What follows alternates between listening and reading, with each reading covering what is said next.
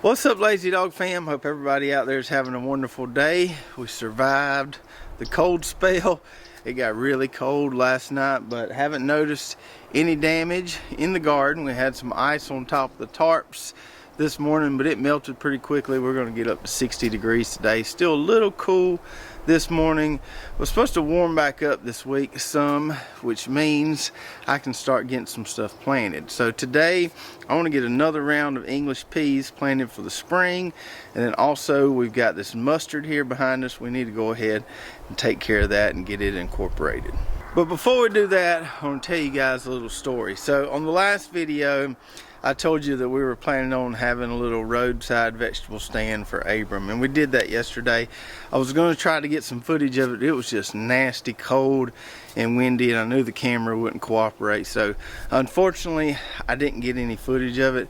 But we had a pretty successful afternoon selling some carrots and cabbage and beets and greens, all kind of good stuff. Had a good many people show up considering the weather was so bad. And yesterday morning we had to harvest a lot of this stuff. I didn't want to harvest it too soon before that actual day we were having the vegetable stand, because then I would have had to just find somewhere to store it in the fridge. So we wanted to harvest it the morning of, and it was as fresh as it could be. So yesterday morning it was just raw. Me and Abram had to get out here and pick some of this stuff. So we were over there digging some carrots, and he was being a trooper. I didn't keep him out there too long, only about an hour or so, and then I did the rest of it. But we were digging carrots and having a good time. And those of you who have had kids or maybe have small kids now, I'm sure you've had this happen before, when out of nowhere kids will just say something and it'll just make you melt. So we were there digging carrots, and Abram goes, "Daddy, when I get older, will you come help me set up my vegetable garden?" And man, it just kind of flustered me for a second, got me all choked up and everything. And I said, "Son, it would be my honor to come help you set up your vegetable garden." So even in times where it seems like things are heavy on you, you got all this cold weather and it's nasty outside, you don't want to be out there, but you're picking stuff, you have moments like that that make it all worth it. So before I get all choked up again, let's talk about some English peas. And for those of you up north that may have never heard them called English peas, that's what we call them down here. Y'all probably just call them peas, but down here we plant a lot of cow peas, or what we call field peas. So we use the term English peas to differentiate between the field peas and the sweet green peas. Now down here we can plant them in the fall and we can plant them in the spring. Traditionally, I've had better luck planting them in the fall than I have the spring, but I haven't had the greatest luck in general with peas, just because sometimes it gets too hot in spring or it stays too hot in fall. So we kind of have to time it just right, and we don't always time it just right, and the weather doesn't always cooperate. But we had a really good harvest this past fall. We're going to try again this spring. I think my problems in the past in spring is that I planted them too late, and then the heat just zaps them once it gets hot in spring. But yesterday we had a guy come by the vegetable stand. He lives right down the road here. He grows a garden as well, and he said he's got English peas about this tall. I wish I did, but I knew I couldn't plant them last week because it was just too cool. They probably wouldn't germinate well. Now that we've warmed up this week, I think we can get them to germinate and get them going. The plants themselves will tolerate some frost and stuff. You just got to worry about the pods getting frozen. But we can plant them now, get those plants up and going, because it'll be a while before we have any pods. So we've got some space that's opened up here in this newly converted no-till plot, especially between that red cabbage that we just left there to see what happens, and our Brussels sprouts. So I think I can squeeze in 2 rows right here, so 2 30-foot rows of English peas, and we'll probably plant double rows there. I don't know how far apart we'll put the rows. We'll see when we lay it off in a minute, but I've got some space there to work with. So I can already tell this is going to be one of those kind of hodgepodge plots that we have at least one of every year around this time. So we always have at least one plot where there's some stuff in there, cool weather crops. They're still hanging on, not ready to harvest, but we've got space opening up. Can't really plant a cover crop there. We can't really plant something that's going to take a lot of space. So we just kind of fit things in the space we have available. It's not like some of our other plots where we plant a whole plot of watermelons or a whole plot of pumpkins or a whole plot of potatoes. We always have one plot where it's just kind of odds and end things in it, and that's what this plot will probably be. So the variety we're going to be planting is the same variety that we grew in the fall, and that's a variety called PLS 595. Did well for us in the fall, so we're growing it again. I got a whole pound of seeds here. You need a good bit of seeds if you're going to plant any kind of decent sized row. You got to plant these puppies thick, you know, 1 to 2 inches apart. They don't always germinate that great, but these say they have a 97% germ rate, so hopefully they all come up well and we can get a nice thick stand of peas. Because we're going to be growing them on a trellis, they'll be growing vertically. We can plant them thick because they'll be growing up instead of out. And the last time we talked about this PLS 595 variety, we had several people comment and ask, did I like this variety better than Mr. Big, or how would you compare it to Mr. Big? Mr. Big is another great English pea variety that I really like. Mr. Big may make pods that are just a hair bit bigger than PLS 595, but not much bigger. These are some pretty big podded peas. Some of the ones we harvested in fall had 11, 12, sometimes 13 peas in each pod, so pretty good sized pods. I think these are a hair bit more productive than Mr. Big, not by much, but it was the most productive variety of English peas that I had ever grown. So that's why we're sticking with the PLS 595. They did us right in the fall. Hopefully they do us right in the spring. And then anytime we're planting legumes, peas, beans, things like that, we want to put down some inoculant. And so I got some of this granular inoculant here in a shaker can. I like to use this. I think I got this from Morgan County Seeds when we ordered some peanut seed and other stuff from them. They had this on their site, so I went ahead and grabbed a couple shaker cans so we can use it on the legumes that we'll be planting this year. Now, we don't have drip irrigation on this plot because it's kind of a new no-till plot. So we're not going to put drip on these peas today. They'll just get overhead watered like the rest of the stuff in this plot here. So that'll save us a step. We won't have to put down any drip, but we still want to put down some pre-plant fertilizer in addition to that inoculant.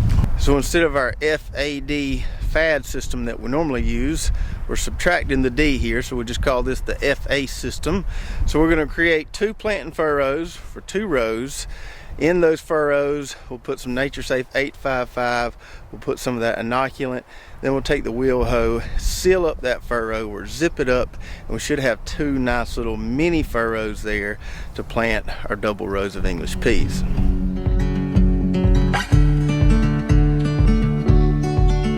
Come in from the darkness, don't let it stay too long. Let go of the it's harder to feel alone. Beyond your defenses, there is a life to hold. Alright, so there's our 2 rows amended and inoculated. And you can see we got 2 little mini furrows there on each side of that little mini hill there, and that's where we'll be putting our seeds. All right, so we got our seeds here. I just dumped them in my little side dressing bucket so I could reach in there easier. Now, you don't have to plant these things on double rows, but if you've got enough seeds, I'd highly recommend it. They do well when planted on both sides of the trellis, so our trellis will go here at some point, and then we'll have a row here and a row here. With peas, they don't make a whole lot of foliage, so you can plant them thick like this and it's usually just fine. You can find the peas. I don't like to do this for things like pole beans or climbing butter beans because it makes too much foliage and it's hard to find the beans, but I do like to do it with English peas. So we're going to put these puppies in here about 1 inch or 2 apart, real thick. We want a nice full row, nice stand of these things. And once I get all my seeds in here, I'll just hand drop them in like this. We'll come back with a rake and just lightly cover them like that. You're missing these moments and they won't come back, you know. We're lost in the eyes, giving all alibis, breaking bones, telling lies, letting go. Alright, so we got those planted. I didn't quite use that entire pound of seed for those two 30-foot double rows, but I came close. I wanted to make sure I planted them really thick, get a nice stand of them. Now I need to put some overhead water on those, but I'm not going to do it right now because it's way too windy. I'll probably wait till later this afternoon or even tonight when this wind lays. If I was to try to overhead water it with a tripod sprinkler right now, I'd be doing what we call around here peeing in the wind. You might have heard that phrase before. It means you're working against yourself, you ain't doing no good. So no point in trying to run the sprinkler with this wind. We'll wait till it dies down and then we'll get them seeds wet. And I'm going to wait to put up my trellis. I'm going to wait till those seeds germinate. First thing, make sure they germinate. And then in the case we were to get some crazy cold weather, like down in the low 20s or even in the teens, which I've seen happen once or twice down here, if that was to happen and I got a trellis up, it's hard to cover them. If that was to happen when they're small, I can put some row cover over them. So we'll wait till they get up and going, probably this tall or so, and we'll put our trellis up. I haven't decided what I'm going to use yet. I was going to use the Hortonova trellis netting, which I really like, but then I thought way back, I don't know, it's been 5 or 6 years ago, I used a little technique with T-posts and just ran tomato twine across the T-post along the row there and just put kind of a line of twine every 6 inches or so, and that worked really well. So I may try that. We'll just have to see kind of whatever hits me when it comes time to trellis. So now let's deal with this mustard here. So we've got a little tiny sliver of cover crop here with this Caliente mustard and some nematode control radish in there. And the last time I showed you this on that garden tour video, there's a lot more seed heads out here. I got bored the other day and came out here with a knife and kind of just cut off the top of those seed heads. So there's not as many out there, but it's still trying to flower pretty bad. So we need to go ahead and incorporate it into the soil. So if you've been following us for a while, you know why we plant these mustard cover crops. But if you haven't, I'll put a link up here somewhere to a video we did a few weeks ago talking about this whole biofumigation process. But basically the mustard, when incorporated into the soil, really helps us reduce the amount of soil-borne pests or diseases that we have. It's a good all-natural way to kind of keep the soil pests down. So on that previous biofumigation video, we incorporated a plot that had the Mustard Trifecta Blend on it, which included Pacific Gold, White Gold, and Kodiak Brown mustard. This was the first year we've grown that blend, and it did pretty well. Now this Caliente mustard here has a lot more vegetation. It looks a lot better than that Trifecta blend did. Now the Trifecta blend supposedly has a broader coverage or takes care of a broader range of soil-borne pests because it has 3 mustard varieties in it. But I really like the growth. I really like the amount of vegetation this Caliente produces. Not saying I'm going to ditch the Trifecta blend and just go with the Caliente. Just interesting to note the differences between the two. And as far as biofumigation goes, the more leaf material you have, the more vegetation you have, the more of those natural chemicals you can get into the soil, the more treatment you get. Now before we mow and till this mustard into the soil, which is part of the process, you got to do that for the biofumigation to work, I need to pull up this one little row of ochre stalks that we have here, and I figured it'd be a good time to look at the roots to see if we had any root knot nematodes. I don't believe we did. We use this more as a preventative practice, but these are all rotted. The stalks are pretty, dead and dry, so we should be able to pull them up and take a look at those roots. So looking at these ochre roots here, I don't really see any signs of root knot nematodes, which is a great thing. If we had root knot nematodes, we would see these little nodules or these little kind of balls along the roots here. I don't see any of those. These look like some pretty healthy roots, so that means we shouldn't have any big root knot nematode problems in that spot, but we still like to use the mustard as a preventative because it treats more soil-borne pests than just the root knot nematodes. Now for this little sliver here, I'm probably going to have to run over it with a tiller twice. One, because there's a lot of green material there, there's a lot of vegetation. To get it incorporated good, it's probably going to take 2 passes with the tiller. The other thing is, I don't really have a tarp to fit this little sliver here. Well, on that previous plot we did, we tilled it just lightly and then used the tarp to kind of extinguish the rest of the cover crop, keep it from growing back.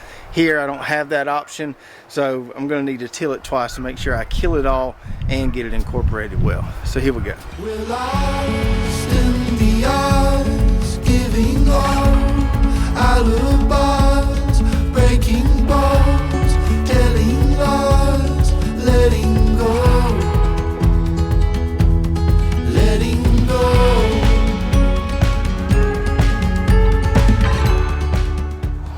All right. 2 passes there, got it incorporated pretty good. And you still see some green material out there.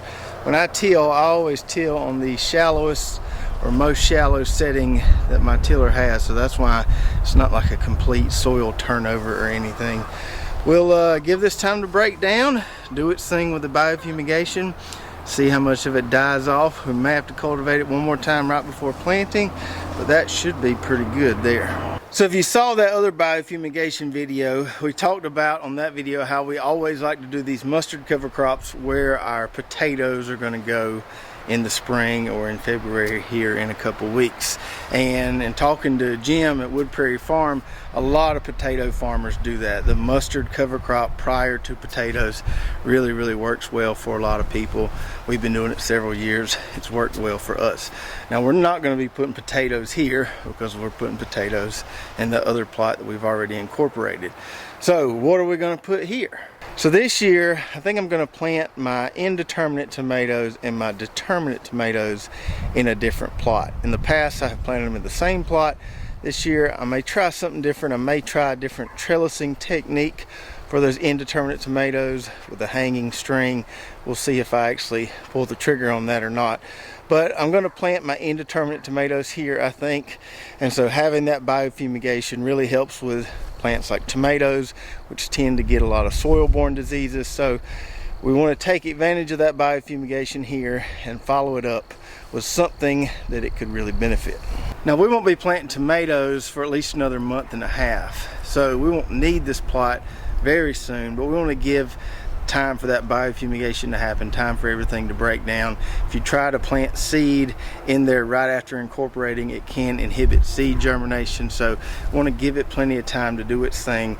And in a month and a half, all of that should have happened and we should have some nice soil there. So it's good to get that done today. Go ahead and get that plot semi ready for spring.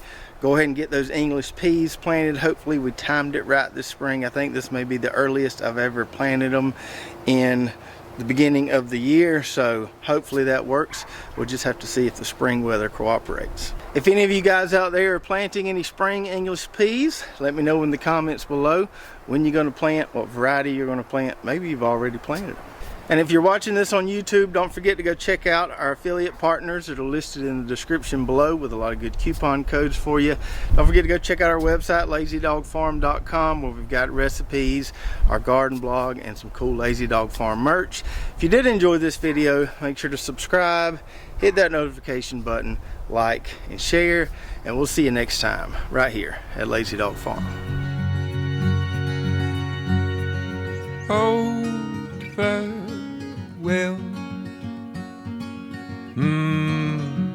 by the beauty of your life.